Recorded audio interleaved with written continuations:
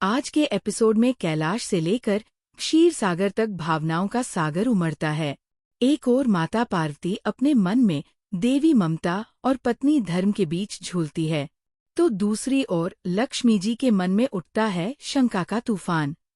क्या भगवान विष्णु सच में केवल उन्हीं के हैं, या उनकी तपस्या में लीन वे 5 बहनें भी उनका हिस्सा हैं?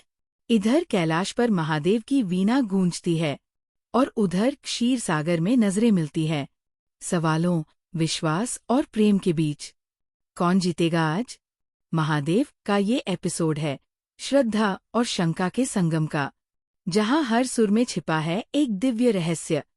वीडियो शुरू करने से पहले कृपया हमारे चैनल को लाइक और सब्सक्राइब करें और लेटेस्ट अपडेट्स कभी मिस न करें। इसके लिए बेल आइकन दबाना न भूलें। अब चलिए वीडियो शुरू करते हैं। कैलाश पर माता पार्वती अपने गहने पहन रही होती है, तभी महादेव वहां आते हैं। पार्वती एक फूल मांगती है, लेकिन उन्हें अपनी पुत्री की अनुपस्थिति याद आ जाती है। महादेव उनसे कहते हैं, बचपन में बच्चों के लिए माता पिता ही सब कुछ होते हैं, लेकिन बड़े होकर वे अपना संसार बना लेते हैं और माता पिता एक दूसरे के सहारे रह जाते हैं। वे पार्वती को वह फूल दे देते हैं। पार्वती कहती है कि उन्हें ध्यान के लिए उनसे दूर रहना होगा, लेकिन वे दोनों एक ही है। दूसरी ओर लक्ष्मी जी अपने पिता समुद्र से मिलने जाती है। समुद्र देव कहते हैं कि उनके पास अब रत्न नहीं बचे, केवल आशीर्वाद दे सकते हैं।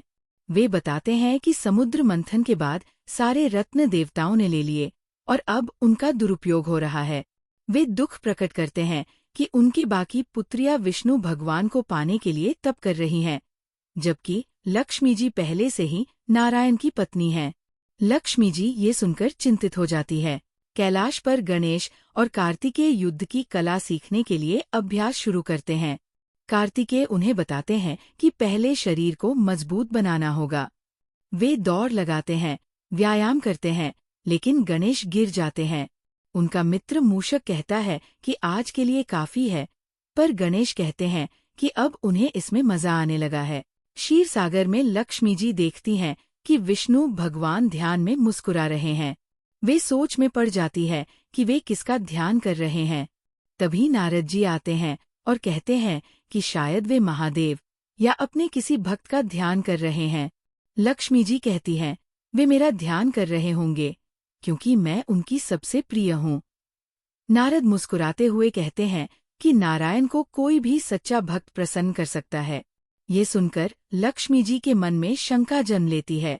वापस कैलाश पर पार्वती महादेव से कहती है कि आज उन्हें उनका संगीत सुनना है। महादेव मुस्कुराते हुए सहमति देते हैं और वीणा उठाकर शिव संगीत प्रारंभ करते हैं। पार्वती ध्यानमग्न होकर उस स्वर में खो जाती है। वहीं दूसरी ओर विष्णु भगवान जागते हैं और लक्ष्मी जी से पूछते हैं कि उनके पिता समुद्र कैसे हैं। लक्ष्मी जी पूछती हैं, आपने ऐसा क्यों कहा? सब ठीक है का मतलब क्या? विष्णु जी कहते हैं, तुम्हारे संबंधी मेरे भी संबंधी हैं। फिर वे कहते हैं कि अधिकतर मैं तुम्हारा ही ध्यान करता हूँ। लक्ष्मी जी तुरंत पूछती हैं, अधिकतर? पर हमेशा नहीं।